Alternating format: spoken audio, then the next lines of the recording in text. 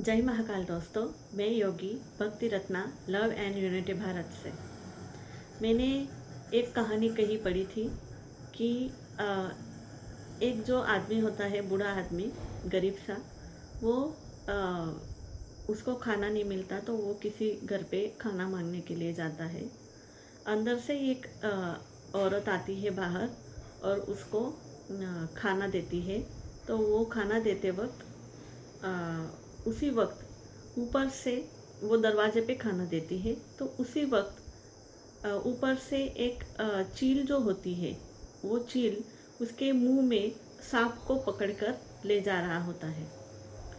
उस वक्त सांप के मुंह से जो जहर का कतरा होता है, वो जहर का थे बूंद वहाँ पे गिरती है।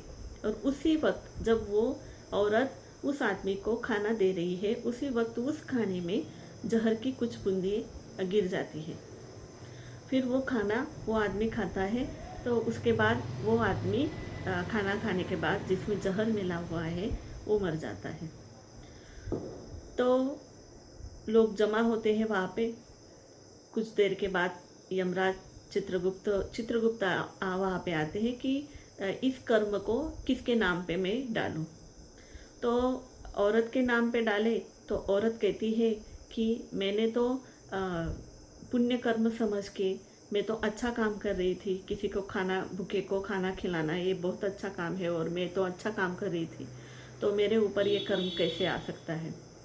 तो और जो चील होता है उसको बोलते हैं, उसको उसके ऊपर कर्म डालते हैं। तो उस वक्त चील कहता है कि मेरी तो ये उपजीविका का साधन है कि मैं मेरा खाना, मेरा भक्षण में लेके जा रहा था, तो मेरे ऊपर कैसे ये कर्म आ सकता है।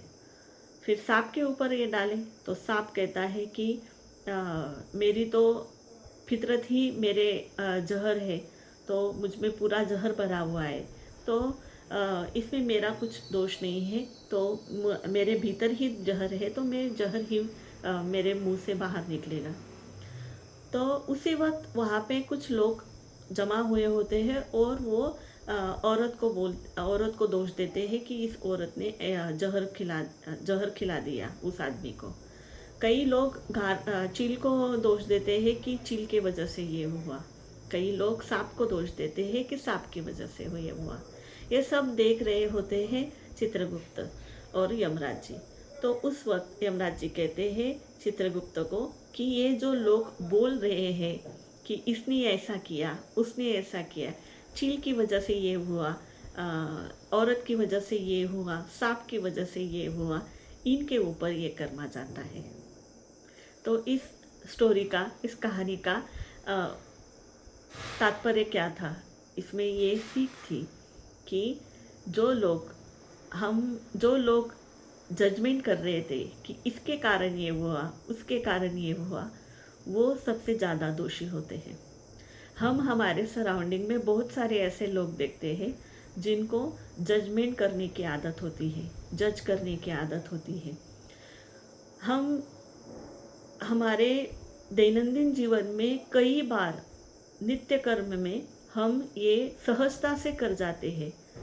घर में, बाहर सहजता से लोगों में हम ये अच्छा, ये बुरा, ये तो पाप, ये तो इसने पाप किया, ये तो इसने पुण्य किया, नहीं नहीं ये तो बहुत गलत किया इसने, नहीं नहीं ये तो इसने बहुत सही किया, ऐसे हम जज कर लेते हैं। या फिर इसने कोई, सामने वाले ने कोई काम किया हो तो इसका उद्देश्य ये हुआ हो सकता है, इसके कारण इसने ये किया हो सकता है। ऐसे हम हमारे मन में बहुत सारे कल्पनाएं तैयार कर लेते हैं, जजमेंट करते हैं सामने वाले के बारे में। तो ये जो आदत हमें पड़ी हुई है, ये पड़ी है हमारे जो पुराने हमारी कंडीशनिंग हुई है, या हमारे बिलीफ्स है। हमारे बिलीफ में भी हम भेदभाव कर लेते हैं कि ये तो पाप है, ये पुण्य है, ये अच्छा है, ये बुरा है। तो ये जो हमारे जजमेंट होते हैं, ये हमारे बिलीफ्स पे, हमारे कंडीशनिंग पे, हमारे पूर्व अनुभव से हम करते चले जाते हैं। तो इस जजमेंट के कारण हम एक तरह से हमारा एक नया कर्म तैयार कर रहे हैं। बहुत बार क्या होता है कि दो लोगों में जो भी कॉन्वर्सेशन हो रहा है या जो भी सिचुएशन उनके भीतर क्रिएट हुई है, जो भी इवेंट्स उनके भीतर क्रिएट हुए हैं, उनका पूरी तरह से जानकारी तीसरे व्यक्ति को या मतलब हमें नहीं होती। लेकिन हम हमारे आदतों के, हमारे संस्कारों के, हमारे बिलीफ्स के, हमारे पैटर्न्स के, हमारे इश्यूज के आधार पे सामने वाले को जज कर लेते हैं। एक तरह से हम जैसा चश्मा पहनते हैं उसी तरह से हमें दिखता है। मतलब हमने अगर काला चश्मा पहना है, हमने जिस रंग का चश्मा हम पहन कर देख रहे हैं उसी तरह की सिचुएशन हमें बाहर दिखती है। उसी तरह से हमारा वो संस्कार होता है, इसलिए हमें सामने वाले का स्वभाव हमें वैसा दिखाई देता है। तो बाहर के दो व्यक्तियों में जो सिचुएशन है उसका मुख्य कारण हमें नहीं मालूम होता है। उन लोगों में कौन सा कर्मा है, कौन से कर्म का भुगतान वो एक दूसरे से कर रहे हैं या क्या कर रहे हैं, इसका कोई भी अंदाज़ा हमें नहीं होता और हम जज करके फ्री हो जाते हैं। लेकिन जान लीजिए, जब हम जज करते हैं तो हम एक नया कर्मा क्रिएट कर रहे हैं सामने वाले व्यक्ति से और परमात्मा से। तो कभी भी जज करने से पहले हमने खुद को पहले रोकना होगा। कॉन्शियसली हमें ये चॉइस करनी होगी कि कभी भी मैं जज करूँगी तब मैं खुद को रोकूंगी और उसके बाद रोकूंगी और उसके बाद मैं ये देखूंगी कि मैं ये जजमेंट कहाँ से कर रही हूँ। ये मेरी जजमेंट अहंकार से हो रही है, ये मेरी जजमेंट फियर से हो रही है, ये किस संस्कार के आधार से मैं ये जजमेंट कर रही हूँ। और उसके बाद मैंने ये समझना चाहिए, डिवाइन विजडम हमने ये हमारे भीतर उतरना चाहिए कि बाहर जो भी लोगों के दो लोगों में जो भी सिचुएशन है, ये उनका कार्मिक अकाउंट है एक दूसरे के साथ। और उस कार्मिक अकाउंट में अगर मैं जज कर रही हूँ तो मैं एक तरह से डिवाइन प्लान पे क्वेश्चन लगा रही हूँ। तो एक तरह से मैं खुद एक बहुत बड़ा कर्मा क्रिएट कर रही हूँ। यहाँ पे हम आए हैं कर्म को नील करके, न्यूट्रलाइज करके, ग्रोथ करने के लिए, लेसन लर्न करने के लिए। और यही सजगता हमें हमारे भीतर रखनी होगी। और एक और हम कर सकते हैं कि ये जो जजमेंट का हमारा इशू है, इसको हम पूरी तरह से नील कर सकते हैं मिरर वर्क के टूल्स के आधार से।